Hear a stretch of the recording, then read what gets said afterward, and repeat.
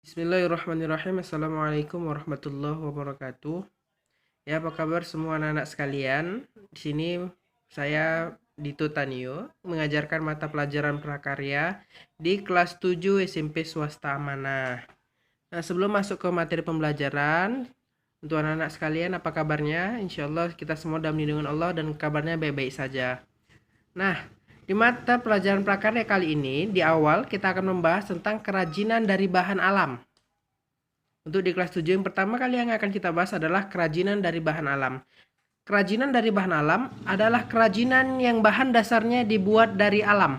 Atau dengan kata lain, kerajinan yang bahan dasarnya tersedia di alam, tersedia dari alam. Seperti serat alam, bambu, rotan, kayu jati, tanah liat, dan lain sebagainya. Nah, kerajinan dari tanah liat, kali ini kita akan membahas tentang kerajinan dari tanah liat.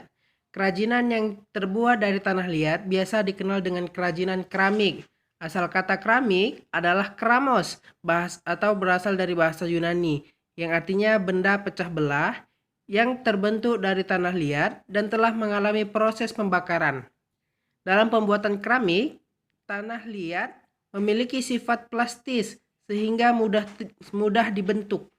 Setelah itu, dapat dibakar dalam tingkat pembakaran suhu 600 derajat Celcius sampai dengan 1300 derajat Celcius, sesuai jenis tanah liatnya, sehingga tanah liat menjadi keras, padat, dan kedap air. Nah, selanjutnya itu bahan pembuatan keramik. Yang pertama bahannya itu adalah tanah liat. Nah, di sini dapat dilihat oleh anak didik sekalian, ada gambar dari tanah liatnya yang telah Bapak sajikan. Ada 2 gambar tanah liatnya. Yang kedua, alat pembuatan keramik. Di sini Bapak tampilkan juga alatnya. Yang pertama itu ada alat putar tangan. Yang kedua, alat putar kaki. Yang ketiga, tungku pembakaran. Pembakaran untuk tanah liat yang dibentuk menjadi keramik. Selanjutnya adalah rol kayu, spons, butsir, dan pemotong tanah. Nah, ini dia alat pembuatan keramik. Nah, yang selanjutnya, yang ketiga, teknik dalam pembuatan kerajinan keramik. Teknik pijit tekan. Teknik pijit tekan atau pitch adalah teknik pembentukan badan keramik secara manual. Caranya, tanah liat dipijit tekan dari bentuk bola menjadi bentuk yang diinginkan dengan menggunakan jari-jari tangan. Nah, di sini Bapak sudah menampilkan juga gambarnya. Yang pertama, pijit tanah dengan ibu jari, tekan tanah kemudian diputar, bentuk leher dengan ibu jari, membuat tutup dengan cara yang sama, mengukur tutup dengan badan. Inilah dia. Yang pertama teknik pijit tekan. Yang kedua teknik pilin. Teknik pilin atau coil adalah teknik pembentukan badan keramik secara manual. Caranya tanah liat digulung sehingga terbentuk pilinan tanah. Bapak juga sudah menampilkan gambarnya. Yang pertama, buat pilin di atas meja. Buat lempengan lingkaran sebagai alas. Yang selanjutnya, lilitan pilinan di atas lempengan. Rapikan menggunakan butsir. Selesaikan bentuk dengan pilinan. Nah, yang selanjutnya teknik lempengan. Teknik lempengan atau slab adalah teknik pembentukan badan keramik secara manual dengan membentuk lempengan menggunakan roll. Lempengan digunakan untuk membuat karya keramik yang terbentuk persegi atau silinder. Bapak juga menampilkan gambarnya. Membuat lempengan dengan roll, gulung lempengan dengan cetakan silinder, potong kelebihan tanah menggunakan butsir, ratakan tanah, dan beri alas lingkaran. Nah, yang selanjutnya, teknik cetak. Teknik pembentukan dengan acuan alat cetak dapat digunakan untuk memproduksi kerajinan keramik dalam jumlah yang sangat banyak, dan waktu yang relatif singkat dengan bentuk dan ukuran yang sama pula. Teknik cetak meliputi cetak padat dengan teknik press atau tekan dan cetak basah atau cair dengan teknik cor. Nah, di sini Bapak menampilkan yang pertama proses cetak kering dengan teknik press atau tekan. Bapak tampilkan gambarnya. Tekan tanah ke dalam cetakan gips. Angkat tanah hasil cetakan menggunakan tanah. Rapikan bentuk menggunakan tusuk gigi. Itu menggunakan proses cetak kering dengan teknik press atau tekan. Nah, yang selanjutnya proses cetak basah dengan teknik cor. Bapak tampilkan gambarnya di sebelah. Tuang tanah cair ke dalam cetakan. Yang selanjutnya diamkan beberapa menit, lalu tuang sisa tanah cair dari cetakan. Yang selanjutnya balik cetakan untuk membersihkan sisa tanah cair. Yang selanjutnya lagi buang sisa tanah yang tidak perlu.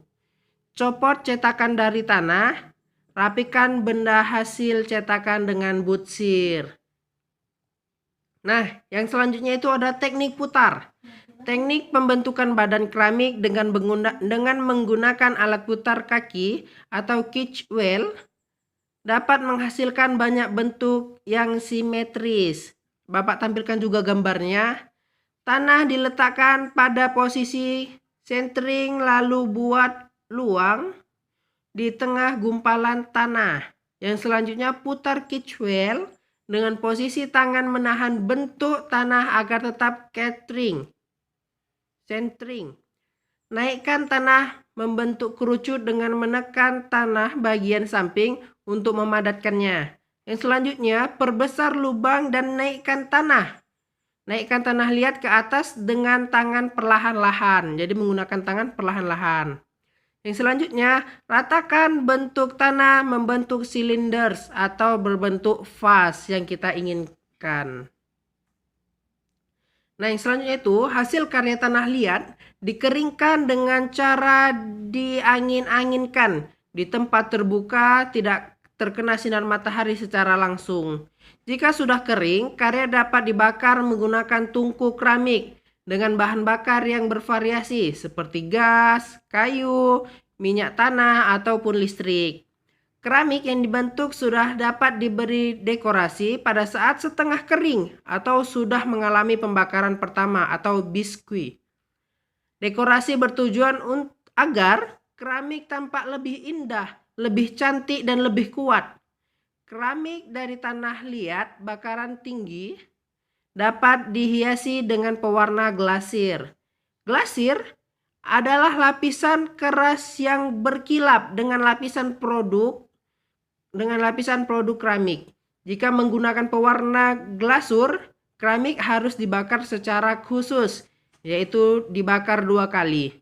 Pertama, pembakaran biskuit hingga 900 derajat Celcius. Lalu diglasir dan dibakar hingga suhu 1200 sampai dengan 1300 derajat Celcius. Nah, itulah materi kita hari ini. Semoga anak-anak sekalian dapat memahaminya dan jadikan pembelajaran. Nah, untuk menutup pertemuan kita yang kali ini, Bapak memberikan tugas untuk anak-anak sekalian di rumah. Yang pertama, tugasnya tuliskan pengertian kerajinan dari bahan alam. Yang kedua, bahan dan alat apa sajakah yang digunakan dalam pembuatan keramik. Yang ketiga, tuliskan dan jelaskan teknik dalam pembuatan kerajinan keramik. Dan yang keempat itu, bagaimana karya tanah liat dikeringkan. Nah, mungkin ini saja materi kita hari ini. Semoga anak-anak sekalian dapat memahaminya. Pesan Bapak untuk anak-anak sekalian tetap di rumah, jaga kesehatan kita. Terima kasih. Wassalamualaikum warahmatullahi wabarakatuh.